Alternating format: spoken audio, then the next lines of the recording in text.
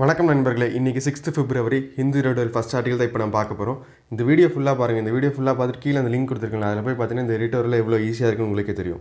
வாங்க ஆரம்பிக்கலாம்.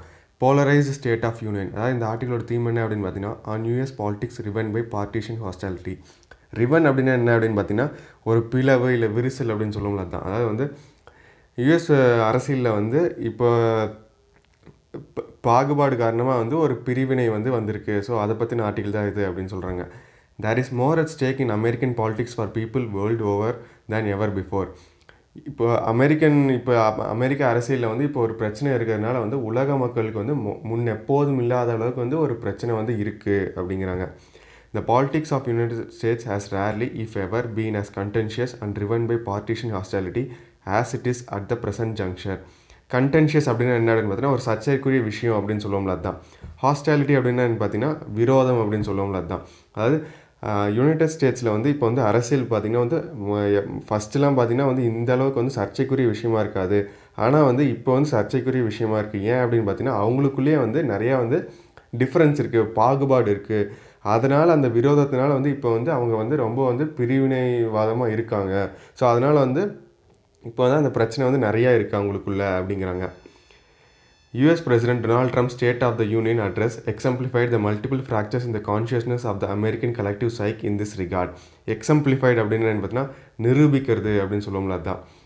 இப்போ டொனால்ட் ட்ரம்ப் வந்து ஸ்டேட் ஆஃப் த யூனியனில் வந்து ஒரு ஸ்பீச் வந்து கொடுத்துருந்தார் ஒரு 2 டேஸ்க்கு முன்னாடி. அதில் வந்து அந்த ஸ்பீச் மூலமாக என்ன நிரூபணம் ஆயிருக்கு அப்படின்னு பார்த்தீங்கன்னா வந்து, அங்கே வந்து நிறையா வந்து பிரச்சனை இருக்குது அவங்களுக்குள்ளேயே வந்து, அவங்க மனசாட்சிக்குள்ளேயே பார்த்திங்கன்னா அவங்களுக்குள்ளேயே நிறைய பிரச்சனை இருக்குது அப்படிங்கிறது தெளிவாக வந்து உலகத்துக்கு வந்து தெரிஞ்சுது அப்படிங்கிறாங்க. His speech before both houses of the US Congress, minus some Democrat lawmakers who boycotted it, went on for more than an hour, yet there was no mention of arguably the most intensely polarizing issue on Capitol Hill, impeachment. இப்போ அவரோட speech வந்து பார்த்திங்கன்னா வந்து US both 2 ஹவுஸ்லேயுமே வந்து அவர் பேசியிருந்தார். சில democrat லாமேக்கர், சில சட்ட வல்லுநர்கள் வந்து அதை வந்து அட்டென்ட் பண்ணல, அவங்க வந்து அதை புறக்கணிச்சிட்டாங்க. ஸோ அந்த ஸ்பீச் பார்த்திங்கன்னா 1 மணி நேரம் வந்து அவர் பேசியிருக்காரு. ஆனால் அந்த 1 மணி நேரமே பார்த்திங்கன்னா வந்து அவர் வந்து தன்னை பற்றி மட்டும்தான் பேசினாரே ஒழிய அவரோட அந்த பிரச்சனை இருக்குது பார்த்திங்களா, அதாவது வந்து இம்பீச்மெண்ட், அதாவது அவரை வந்து குற்றவாளியாக ஒரு இது பண்ணியிருக்காங்களே. ஸோ வந்து அதை பற்றின எந்த ஒரு டிஸ்கஷனுமே வந்து அவர் வந்து அந்த 1 மணி நேரம் ஸ்பீச்சில் வந்து பேசவே இல்லை அதை பற்றி அப்படிங்கிறாங்க. On the day before his likely acquittal by the Republican majority Senate, the president showed restraint, possibly holding out for a victory lap after being cleared by the upper house. அக்வைட்டல் அப்படின்னா என்ன பார்த்தீங்கன்னா, குற்றமற்றவர் என்ன நிரூபிக்கிறது அப்படின்னு சொல்லுவோம்ல, அதுதான் அக்வைட்டல் அப்படிங்கிறது. ரிஸ்ட்ரைண்ட் அப்படின்னா என்ன பார்த்தீங்கன்னா, கட்டுப்பாடு அப்படின்னு சொல்லுவோம்ல, அதுதான். அதாவது ரிப்பப்ளிகன் மெஜாரிட்டியில் பார்த்தீங்கன்னா அவரை வந்து குற்றமற்றவர் அப்படின்னு வந்து நிரூபிச்சிட்டாங்க. இப்போ வந்து அடுத்தது பார்த்தீங்கன்னா வந்து அப்படி அந்த ஒரு ஹவுஸில் வந்து அவர் குற்றமற்றவர் அப்படின்னு சொன்னாலும் வந்து அவர் வந்து கொஞ்சம் தன்னடக்கமாக கொஞ்சம் கட்டுப்பாடாக தான் இருந்தார். ஏன் அப்படின்னு பார்த்தீங்கன்னா, அப்பர் ஹவுஸ்லேயும் வந்து அவர் வந்து குற்றமற்றவர் நிரூபிக்கணும். ஸோ மேபி அப்பர் ஹவுஸில் நிரூபித்ததுக்கப்புறம் வந்து அவர் வந்து ஒரு வெற்றி கொண்டாட்டம் பண்ணலாம் அப்படிங்கிறதுனால இப்போ வந்து கட்டுப்பாடாக இருக்காரா அப்படிங்கிற மாதிரி கேள்வி கேட்குறாங்க. This contrasted with his periodic Twitter outbursts attacking the impeachment process. So வந்து இப்போ வந்து அமைதியாக இருக்கார்ல, எந்த ஒரு ஆர்ப்பாட்டமும் இல்லாமல் அமைதியாக இருக்கார். ஆனால் வந்து ட்விட்டரில் பார்த்திங்கன்னா வந்து அதாவது தன் மேலே குற்றம் இருக்குது அப்படின்னு சொல்லிட்டு இருக்காங்களா. ஸோ வந்து அதுக்கு எதிராக வந்து அவர் வந்து குரல் கொடுத்துருந்தார் ட்விட்டரில். ஆனால் வந்து இப்போ வந்து கொஞ்சம் அமைதியாக இருந்தது வித்தியாசமாக இருக்குது அப்படிங்கிறாங்க. However, there could be little doubt about how frosty cross-party relations are. He appeared to snub House Speaker Nancy Pelosi's attempt to shake his hand before the speech, and Ms. Pelosi ripped up a copy of the speech after it had ended, saying later that it was a manifesto of mistruths. Frosty அப்படின்னு பார்த்தீங்கன்னா ஒரு விரைப்பான இல்லை ஒரு அன்ஃப்ரெண்ட்லினஸ் அப்படின்னு சொல்லுவோம்ல, அதுதான் வந்து frosty அப்படிங்கிறதுக்கான மீனிங். ஸ்னப் அப்படின்னு என்னென்னு பார்த்தீங்கன்னா புறக்கணிக்கிறது அப்படின்னு சொல்லுவோம்ல, அதுதான். அதாவது இப்போ வந்து இந்த 2 பார்ட்டிக்கு நடுவில் வந்து அந்த ரிலேஷன் பார்த்திங்கன்னா ரொம்ப வந்து ஒரு அன்ஃப்ரெண்ட்லியாக இருக்குது. அது வந்து நிரூபணமாயிருக்கு. எப்படி அப்படின்னு பார்த்தீங்கன்னா வந்து ஹவுஸ் ஸ்பீக்கர் நான்சி பெலோசி வந்து அவங்க வந்து கை கொடுக்கறதுக்கு வந்து போயிருக்காங்க. ஆனால் வந்து அதை வந்து டொனால்ட் ட்ரம்ப் வந்து புறக்கணிச்சிட்டாரு. அதனால் வந்து அவங்க என்ன பண்ணாங்க அப்படின்னு பார்த்தீங்கன்னா, ஸ்பீக்கர் பெலோசி என்ன பண்ணாங்க அப்படின்னு பார்த்தீங்கன்னா, அவரோட அந்த ஸ்பீச் என்ன கொடுக்க போகிறோங்கிறது அந்த காப்பி கொடுப்பார்ல. ஸோ வந்து அதை வந்து அவங்க கிழிச்சிட்டாங்க.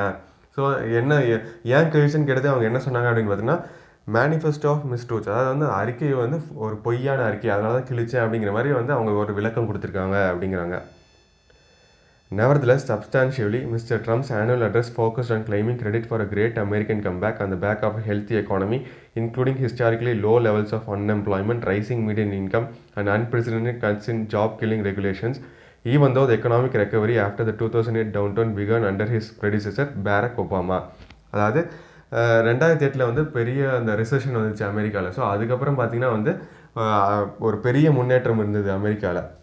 என்ன அப்படின்னு பார்த்தீங்கன்னா இப்போ தான் வந்து பார்த்திங்கன்னா அங்கே வந்து ஒரு எக்கானமி வந்து ரொம்ப ஹெல்த்தியாக இருக்குது. அதுக்கப்புறம் வந்து அன்எம்ப்ளாய்மெண்ட் வேலைவாய்ப்பு அந்த இது வந்து பார்த்திங்கன்னா நிறையா இருக்குது. அதுக்கப்புறம் வந்து அவங்களுக்கு அங்கே இருக்கிற இவங்களுக்கே வந்து நிறையா வந்து ஜாப் கொடுக்கணும் அப்படிங்கிற மாதிரி நிறையா வந்து திட்டங்கள்லாம் கொண்டு வந்தாங்க. ஆனால் வந்து இதெல்லாம் பண்ணது யார் அப்படின்னு பார்த்தீங்கன்னா இவருக்கு முன்னாடி பிரசிடெண்ட்டாக இந்த பேரக் ஒபாமா தான் பண்ணார். ஸோ வந்து அவர் ஆட்சி காலத்தில் வந்தது தான் வந்து அந்த திட்டம்லாம். ஆனால் வந்து அதுக்கு வந்து ஒரு பாராட்டை வந்து இப்போ வந்து அவர் பேரக் ஒபாமாவுக்கு தான் கொடுக்கணும். அதை விட்டுட்டு வந்து இதெல்லாம் காரணம் நான் தான் அப்படிங்கிற மாதிரி டொனால்ட் ட்ரம்ப் வந்து இந்த ஸ்பீச்சில் சொன்னார் அப்படிங்கிறாங்க. However, that all is not well with the state of the American Union is evident from the tenor of the ongoing Democratic nomination race. அதாவது டெனோர் அப்படின்னு பார்த்தீங்கன்னா ஒரு முன்னேற்றம் அப்படின்னு சொல்லுவாங்களா அதுதான். அதாவது அமெரிக்கன் இதில் வந்து பார்த்திங்கன்னா வந்து எந்த ஒரு முன்னேற்றமும் இல்லை அப்படிங்கிறது வந்து தெளிவாக தெரியுது. எப்படி அப்படின்னு பார்த்தீங்கன்னா அடுத்து வரப்போகிற எலெக்ஷனில் பார்த்திங்கன்னா யார் வந்து நாமினேட் பண்ண போகிறாங்க, பிரசிடெண்ட்டாக வந்து நாமினேட் பண்ண போகிறாங்க அப்படிங்கிறதே வந்து அவங்க இன்னும் முடிவு பண்ணல. அதனால் வந்து அமெரிக்கன் இதில் வந்து எந்த ஒரு முன்னேற்றம் இல்லை அப்படிங்கிறது தெளிவாக தெரியுது அப்படிங்கிறாங்க. Democrats of several hues, from more centrist including former Vice President Joe Biden to the more leftist such as Vermont Senator Bernie Sanders and Massachusetts Senator Elizabeth Warren, have focused their political attacks on Mr. Trump and less so on internal differences within their camp. அதாவது இந்த அவங்க கட்சிக்குள்ளேயே இருக்கிற அந்த இடதுசாரி கட்சிகள், அதுக்கப்புறம் வந்து ரொம்ப அந்த லெஃப்டிஸ்ட் சென்ட்ரிஸ்ட் அப்படின்னு நிறையா சொல்லுவாங்கள்ல.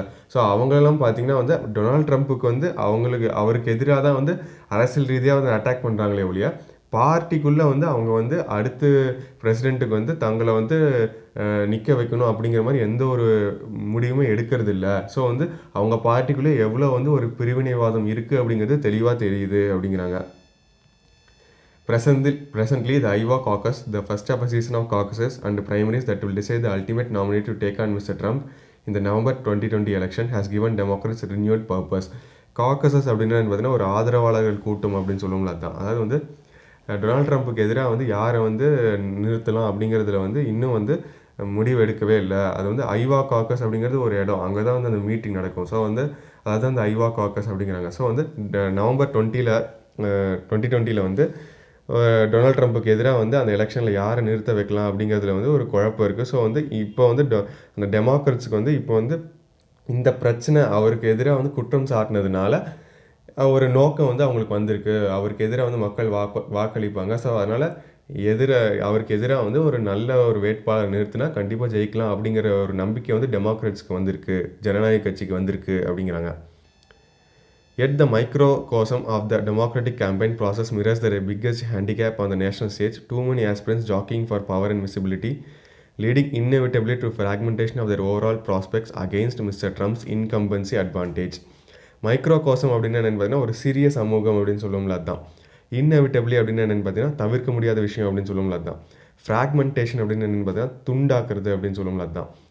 அதாவது இப்போ வந்து டெமோக்ராட்டிக் அந்த ஜனநாயக கட்சிக்கு பார்த்திங்கன்னா வந்து ஒரு பெரிய ஒரு டிஸ்அட்வான்டேஜ் இருக்குது. அவங்க வந்து ஒரு சிறிய சமூகமாக இருந்தாலும் அந்த அவங்களோட இது பார்த்திங்கன்னா வந்து சப்போர்ட் வந்து கொஞ்சம் கொஞ்சமாக குறைஞ்சிட்டு வருது. ஏன் அப்படின்னு பார்த்தீங்கன்னா அவங்க கட்சியில் இருக்கிற ஒவ்வொருத்தரும் வந்து தங்களுக்கு அதிகாரத்துக்குள்ள வரணும் அப்படிங்கிற மாதிரி வந்து ஓடிக்கிட்டு இருக்காங்க.